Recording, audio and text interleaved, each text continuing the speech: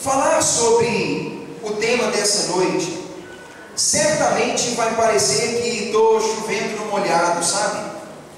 Eu imagino que todas as vezes em que nós ouvimos uma mensagem com um tema parecido com o que Deus nos traz hoje, talvez a igreja podia dizer assim: nossa, eu estou cansado disso, estou saturado, né?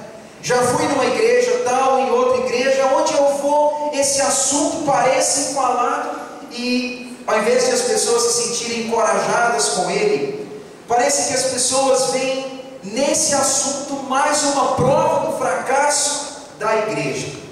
Irmãos, todos esses que estão aqui, o texto bíblico dessa noite, ele traz para nós um alerta sobre unidade, sobre mutualidade, sobre cooperação.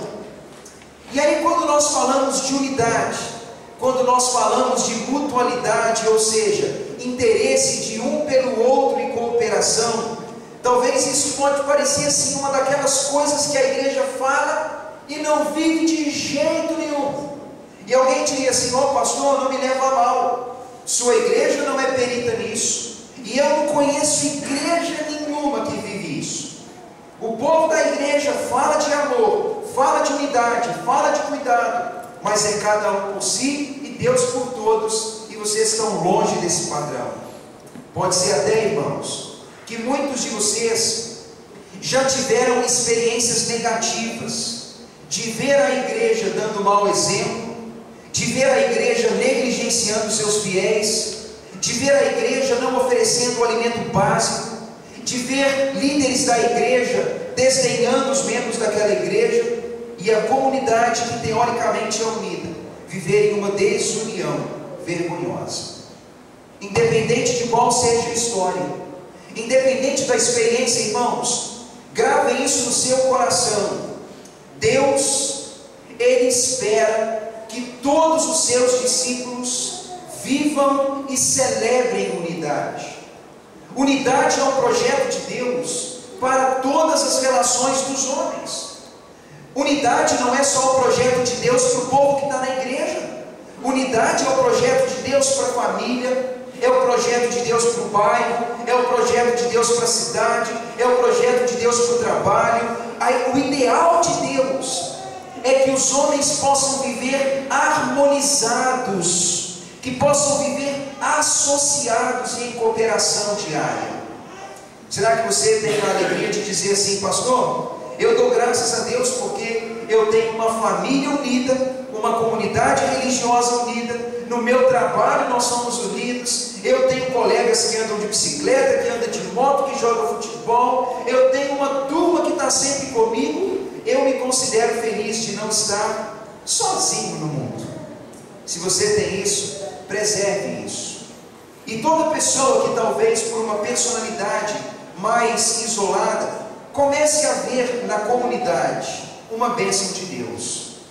Eu quero convidá-lo a abrir sua Bíblia no capítulo 12 da primeira carta aos Coríntios, e eu quero ler com você o versículo 12 e 13.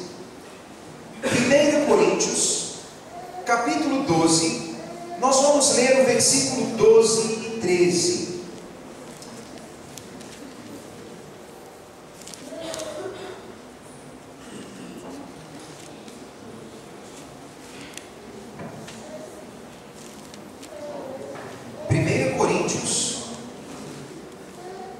Capítulo 12, versículos 12 e 13.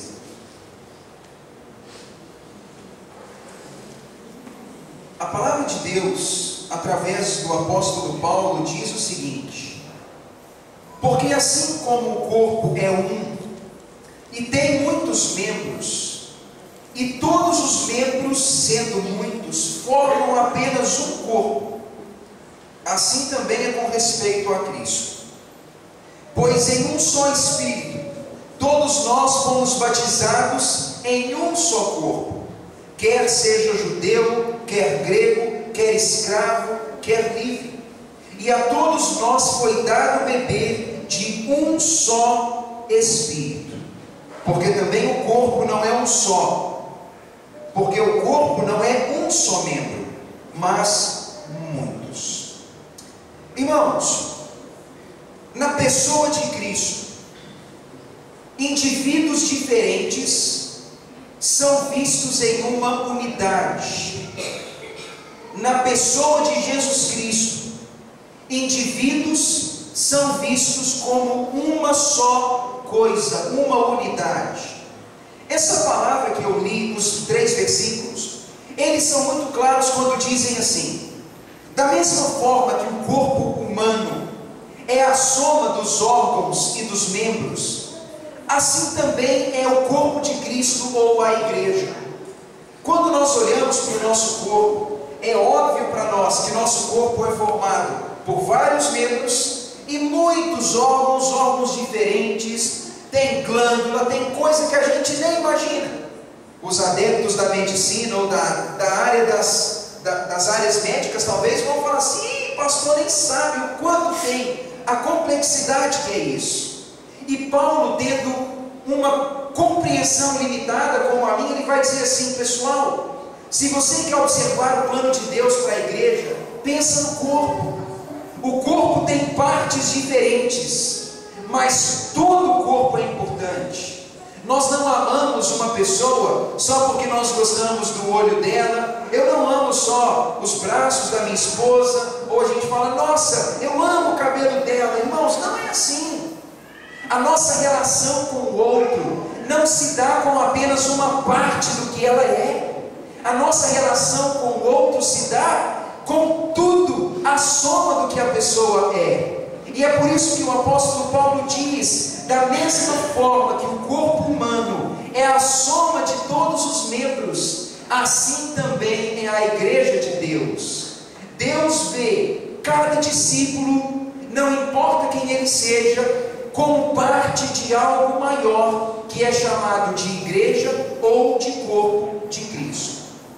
Aí alguém pergunta para mim: mas o que é que une essas pessoas?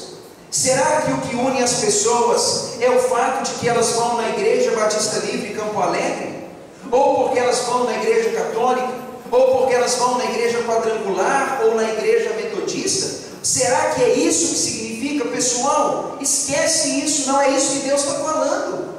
O que torna os discípulos uma unidade não é o fato de reunirem no mesmo prédio, não é a mesma igreja que eles dizem pertencer.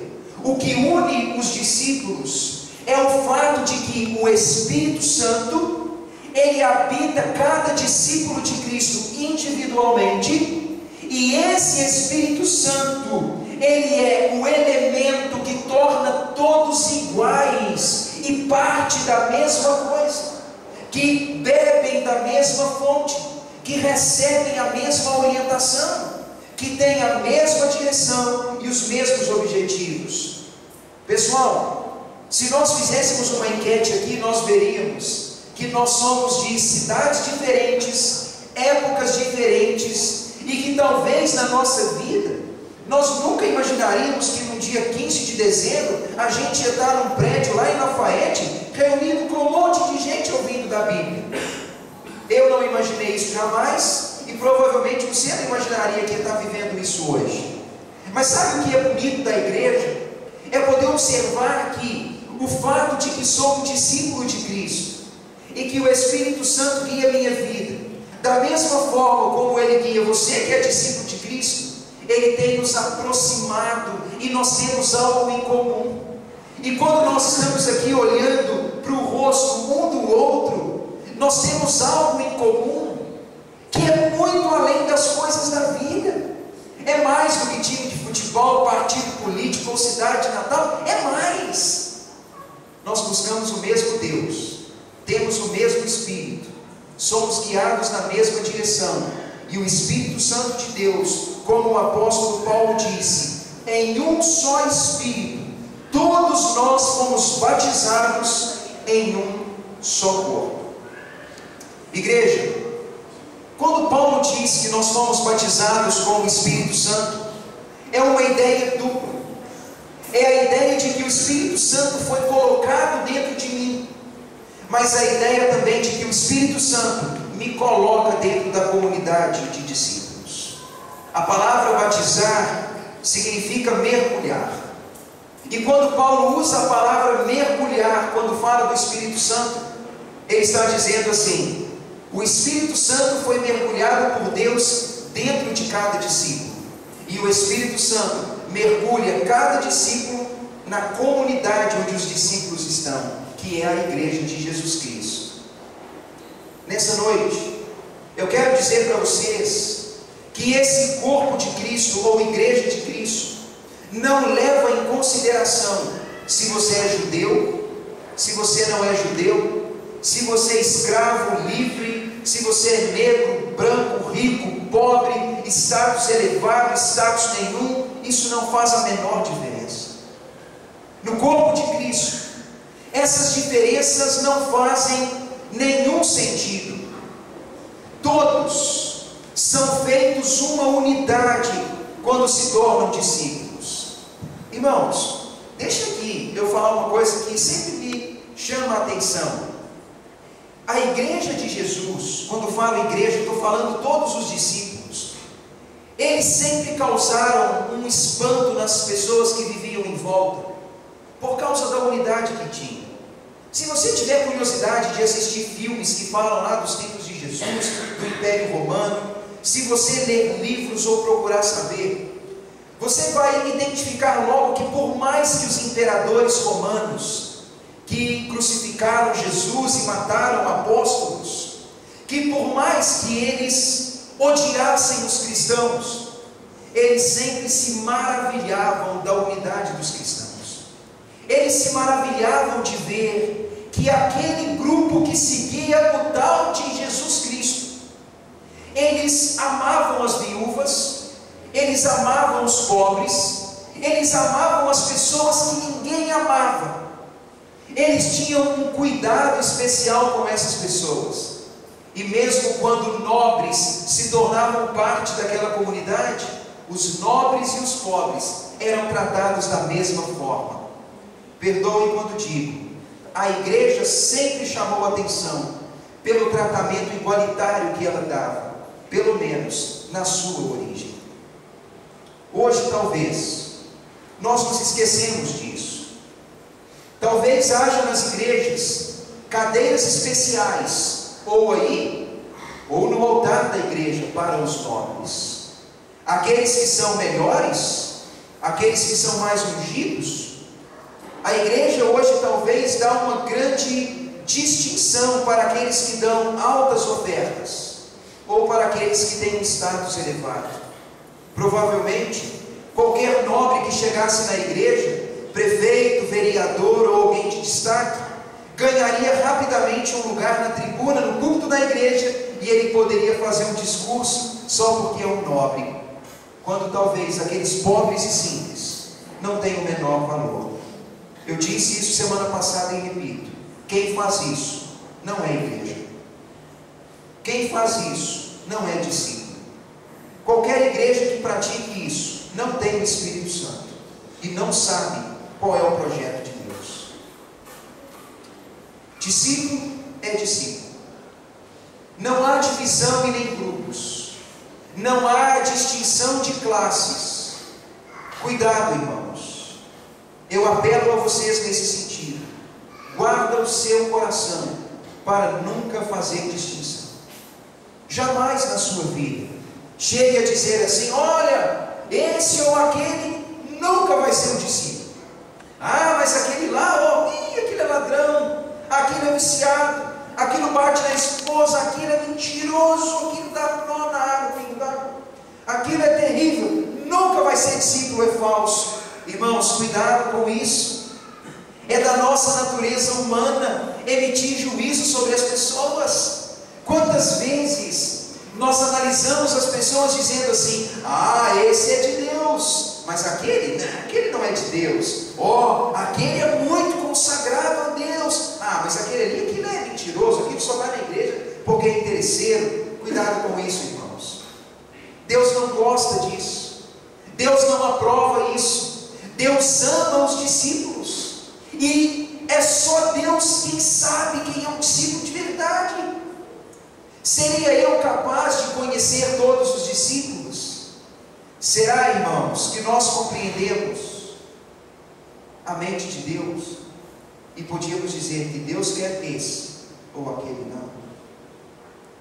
O chamado para o discipulado, ele é universal.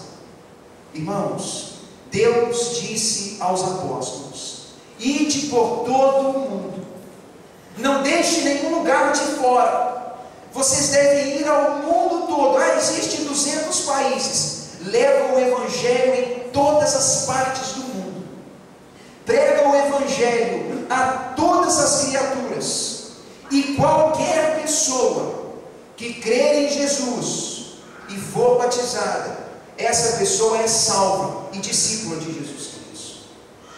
O chamado para o discipulado é universal, irmãos. Ele não exclui algumas classes. Ele não é um chamado para alguns povos e outros não. Mas eu quero dizer para você algo nessa noite que você precisa ouvir. O chamado de Deus é para todas as pessoas. Mas um discípulo autêntico é alguém que tem tanto o Espírito quanto a palavra. Irmãos, isso que vou dizer para você agora tem que entrar no seu coração. Deus está convidando todas as pessoas para serem discípulos. Aí você vai perguntar: mas pastor, eu não sei o que é discípulo. O que é discípulo? Bem, discípulo é alguém que conhece o mestre, ouve as palavras daquele mestre, segue o mestre e deseja imitar o mestre. Então nós estamos falando que Jesus é o mestre, nós conhecemos ele, queremos aprender com ele e queremos imitar ele. Então esse é um discípulo segundo a Bíblia. Então imagine que todas as pessoas podem ser discípulas de Cristo, porque essa é a mensagem da Bíblia. Todos, todos, todos. É para o pessoal da Cracolândia, é para o traficante, é para o ladrão, é para o estuprador, é para toda pessoa, não importa. Todos são convidados. Todos são convidados. Mas quando alguém ouve esse convite, e quando essa pessoa se torna um discípulo autêntico, essa pessoa passa a ter, habitando dentro dela, se ela é discípula de verdade, tanto a palavra de Deus, quanto o Espírito Santo de Deus.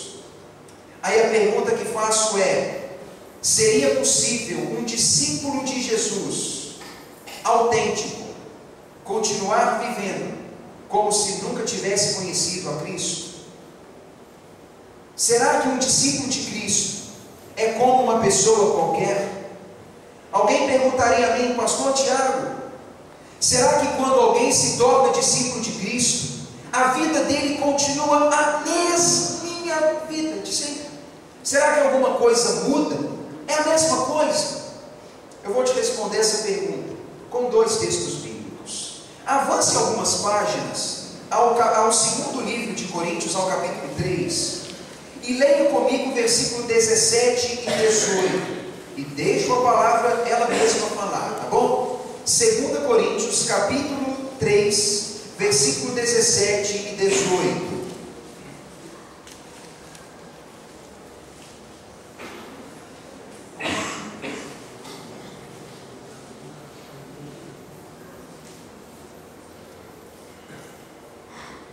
A palavra de Deus diz assim: ora, o Senhor é o Espírito, e onde o Espírito do Senhor está, aí há liberdade. E todos nós agora, vivendo essa liberdade, com o rosto descoberto, contemplamos como em um espelho a glória do Senhor. Ou seja, podemos conhecer mais a glória do Senhor. E assim somos transformados de glória em glória, ou diariamente, continuamente, para sermos conforme a imagem do Senhor, pelo trabalho do Espírito. Eu li o texto, fazendo uma interpretação, e a palavra do apóstolo Paulo é essa, irmãos: o homem, ele pode hoje conhecer a glória de Deus. Eu não posso ver Deus, mas eu posso conhecer Deus pela Bíblia e saber da glória de Deus. E Paulo diz que nós hoje podemos chegar à presença de Deus, podemos conhecê-lo pela Bíblia e pelo cuidado de Deus. É como se nós pudéssemos agora, como alguém que olha para o espelho, a glória do Senhor. Mas Paulo disse que à medida em que nós olhamos a glória do Senhor, o Espírito Santo vai trabalhando em nós, para que nós sejamos parecidos com a imagem que vemos. Irmãos, pensem nisso. O objetivo de Deus é que à medida em que nós contemplamos mais o nosso Deus e o nosso Senhor Jesus, que nós vamos nos tornando diariamente mais parecidos com Jesus. Essa é a mensagem bíblica. Estamos sendo transformados diariamente para que a imagem de Jesus seja formada no nosso caráter. Já imaginou como é que o mundo seria, irmãos? Se todo mundo se parecesse com Jesus? Já imaginou se todo mundo tivesse um estilo de vida semelhante ao dele? Se todos fossem humildes como ele, amassem como ele, se todos se importassem com os doentes, com os famintos, se todos se importassem com os leprosos, se todos amassem como Jesus amava. Um discípulo é alguém que tem o Espírito Santo dentro de si, é alguém que tem a palavra dentro de si, é alguém que está sendo transformado para se parecer com Jesus. E não me levem a mal dizer, você não nasceu parecido com Jesus. Você e eu nascemos orgulhosos, arrogantes, egoístas. Nascemos com um temperamento defeituoso. Brigamos, xingamos, queremos as coisas do nosso jeito. Mal aprendemos a falar e já enganamos, já mentimos, já fazemos pirraça. Nós não somos parecidos com Jesus quando nascemos. É por isso que Deus disse: quando você se tornar um discípulo, aí sim, você vai sendo transformado diariamente para ser como Cristo. Quero te convidar a outro texto bíblico. Avance mais algumas páginas e vá à carta aos Colossenses.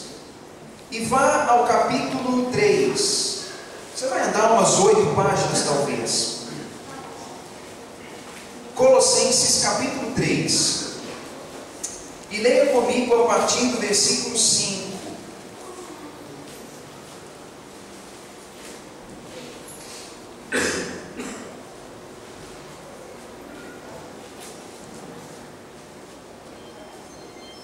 Colossenses capítulo 3, versículo 5. É também uma palavra do apóstolo Paulo. E ela diz o seguinte: irmãos, leiam isso com atenção. Diz assim: façam morrer a vossa natureza terrena, ou a natureza que você nasceu com ela. Qual é essa natureza? Prostituição, impureza, descontrole sexual, desejo maligno, amor ao dinheiro, que é uma forma de idolatria, amar o dinheiro. Que por essas coisas a ira de Deus, ela vem sobre os que vivem em tal desobediência. Ora, nessas coisas andamos antigamente, em outro tempo, quando vivíamos nelas. Agora, porém, despojai-vos de tudo isso, que também é parte da nossa natureza terrena: ira, indignação, maldade, palavra maliciosa, linguajar obsceno. Não mintam uns aos outros, uma vez que vocês se separaram desse estilo de vida antigo e agora se tornaram um novo homem que se refaz para o pleno conhecimento, segundo a imagem daquele que o criou. E nele não pode haver grego, nem judeu, nem circuncisão, nem circuncisão, nem bárbaro, nem cita, nem escravo, nem livre, porque Cristo é tudo em todos. Ah, irmão, essa palavra é muito interessante. Olha como Paulo diz: a natureza humana, originalmente, pessoal, eu estou falando de mim, estou falando de você, não se sinta acusado. Nós somos naturalmente Ninguém precisa ensinar para nós a sermos pessoas que se prostituem, que são impuras, que são descontroladas na sexualidade, pessoas que têm uma natureza maligna, que amam o dinheiro. É da nossa natureza viver irados, indignados, falando mal, acusando os outros, falando coisa errada. Isso é da nossa natureza. E sabe o que Paulo está dizendo? Você nasceu assim. Todos os homens nasceram assim. Mas Paulo diz o seguinte: quando você se torna um discípulo de Jesus, esse estilo de vida, ele passa, e um novo estilo de vida surge. Meus irmãos, esse homem precisa morrer para dar lugar a um novo homem. Isso é se tornar um discípulo. Isso não é o pastor que obriga, não é o padre, não é a professora das crianças, não é o presbítero, o apóstolo, o reverendo. Isso é Deus dizendo. O versículo 9 e 10 diz: vocês se despiram daquele homem antigo e agora foram transformados em um novo homem, com duas finalidades: chegar ao pleno conhecimento e serem transformados à imagem de Jesus. Esse é o plano de Deus para todas as pessoas. Meus irmãos, se vocês já são discípulos de Cristo, glória a Deus por isso. Jesus é um mestre digno de crédito. Jesus é um mestre digno de confiança. E se você tem a sua fé depositada em Cristo, você já colocou a sua fé na única pessoa que merece ela. A Bíblia diz que Jesus Cristo veio para ser o seu mestre e também o seu Senhor. Isso está em João capítulo 13. A palavra de Deus diz que todos são convidados a se tornarem discípulos de Cristo. Não importa o seu gênero, a sua idade, a sua criação, você pode ser um discípulo de Cristo. E quando você se tornar um discípulo, o Espírito Santo vai habitar dentro de você. A palavra de Cristo, você vai começar a ouvi-la e vai começar a amá-la.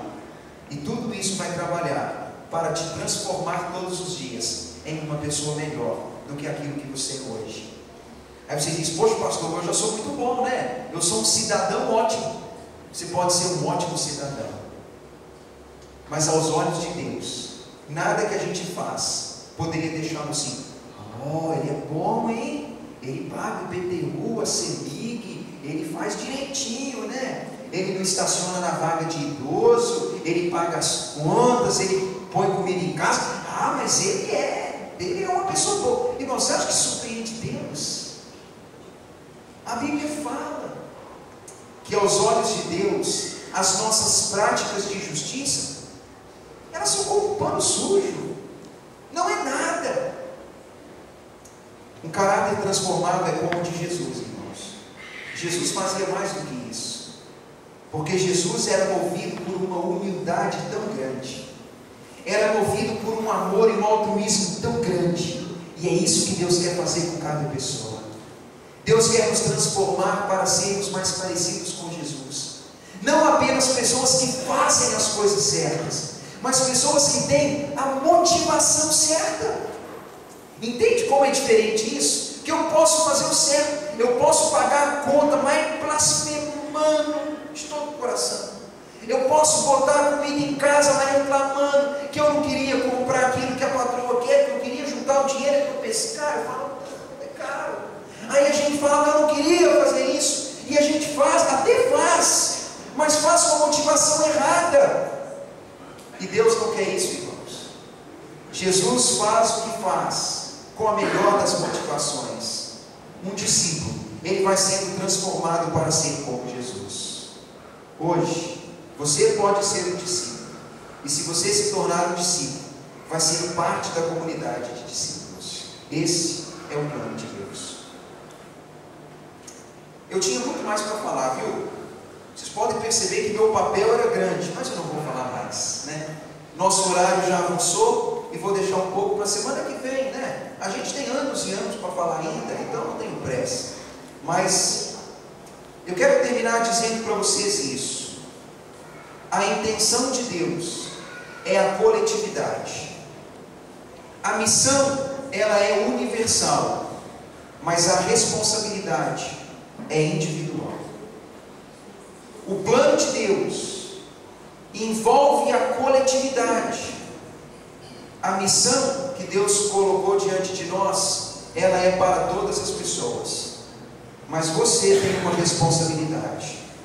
É você que vai lidar com isso que Deus está te dizendo, e Deus um dia pedirá contas a cada um daquilo que fizemos com a palavra que Ele nos deu. Sou muito grato por vocês terem vindo e ouvido essa palavra. É a palavra do Senhor, e é certamente a palavra da salvação. Vamos orar. Oh Deus, muito obrigado, Pai, por essa palavra. É a palavra do Senhor, Deus, e eu não tenho dúvidas disso.